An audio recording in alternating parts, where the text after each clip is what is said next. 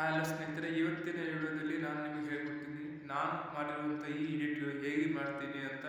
ನೀವು ಈ ವಿಡಿಯೋನ ಸಂಪೂರ್ಣವಾಗಿ ನೋಡಿ. ನೀವು ಕೂಡ ಎ ಎಫೆಕ್ಟಿಂದ ಯಾವ ಆ್ಯಪ್ನಲ್ಲಿ ಈ ಥರ ವಿಡಿಯೋಗಳನ್ನು ಎಡಿಟ್ ಮಾಡ್ತಾ ಇದ್ದೀನಿ ಅಂತ ನಿಮಗೂ ಕೂಡ ಗೊತ್ತಾಗುತ್ತೆ. ನೀವು ನಮ್ಮ ವಿಡಿಯೋನ ಸಂಪೂರ್ಣವಾಗಿ ನೋಡಿದ ಮೇಲೆ ಲೈಕು, ಶೇರು, ಕಮೆಂಟ್ ಮಾಡಿ.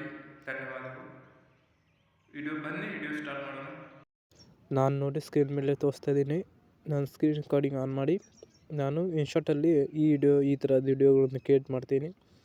ನೀವು ಕೂಡ ಈ ಥರ ವಿಡಿಯೋ ಕ್ರಿಯೇಟ್ ಮಾಡ್ಬೋದು. ಫಸ್ಟಿಗೆ ಹೋಗಿ ವಿಡಿಯೋನ ಚೇಸ್ ಮಾಡಿಕೊಂಡು ಫೋಟೋ ಚೇಸ್ ಮಾಡಿಕೊಂಡು ನೀವು ಸ್ಕ್ರಾಲ್ ಮಾಡ್ಕೊಂಡು ಕೆಳಗೆ ನೋಡ್ಬೋದು. ನಾನು ಒಂದು ಒಳ್ಳೆಯ ಫೋಟೋವನ್ನು ಚೇಸ್ ಮಾಡಿಕೊಂಡು ಅದಕ್ಕೆ ಈ ಥರದ ವಿಡಿಯೋವನ್ನು ಎಡಿಟ್ ಮಾಡ್ತಾಯಿದ್ದೀನಿ.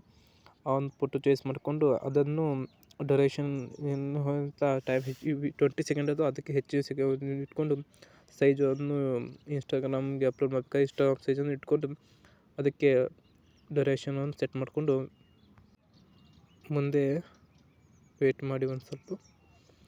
ಮುಂದೆ ಅದಕ್ಕೆ ಎಫೆಕ್ಟನ್ನು ಹಾಕಬೇಕು, ಫಿಲ್ಟರನ್ನು ಹಾಕಬೇಕು. ಫಿಲ್ಟರಲ್ಲಿ ನಿಮಗೆ ಸ್ಕ್ರೀನ್ ಮೇಲೆ ಒಂದು ಫೋಟೋ ಕಾಣ್ತಿರುತ್ತಲ್ಲ, ಅದಕ್ಕೆ ಬೆಸ್ಟ್ ರೀತಿ ಅಟ್ರಾಕ್ಟಿವ್ ಆಗೋಂಗೆ ನೀವು ಎಫೆಕ್ಟನ್ನು ಹಾಕಬೇಕು. ಅದಕ್ಕೆ ವಿಡಿಯೋದಲ್ಲಿ ಯಾವುದೇ ರೀತಿಯ ಪ್ರಾಬ್ಲಮ್ಸ್ ಬರೋದಿಲ್ಲ. ಎಫೆಕ್ಟನ್ನು ಹಾಕಬೇಕು ಬೆಸ್ಟ್ ಕಂಡೀಷನ್ ಒಳಗೆ. ಅದಾದ ಮೇಲೆ ನೀವು ಎಫೆಕ್ಟಲ್ಲಿ ಹೋಗಬೇಕು. ಸ್ವಲ್ಪ ವೇಟ್ ಮಾಡಿ, ಅದು ಎಫೆಕ್ಟನ್ನು ಫುಲ್ ಕಂಪ್ಲೀಟಾಗಿ ನೋಡಿ.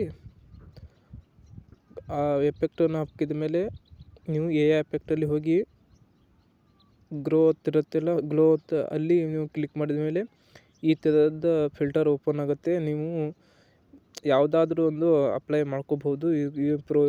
ಫ್ರೀ ಆಗಿರುತ್ತೆ. ನೀವು ಈ ಥರದ ಅಪ್ಲೈ ಮಾಡಿದ ತಕ್ಷಣ ನಿಮಗೆ ಮತ್ತೆ ಒಂದು ಸಲ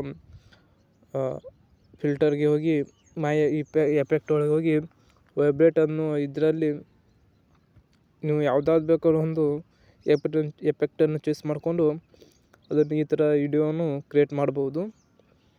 ಇದರಲ್ಲಿ ನೋಡಿ ಫ್ರೆಂಡ್ಸ್ ಯಾವ ಥರ ವಿಡಿಯೋ ಆಗಿದೆ ಅಂತ. ಜಸ್ಟ್ ಆಫ್ ಆಲ್ 3-4 ಸೆಕೆಂಡಲ್ಲಿ ವಿಡಿಯೋ ಕಂಪ್ಲೀಟ್ ಆಗಿ ರೆಡಿ ಆಯಿತು.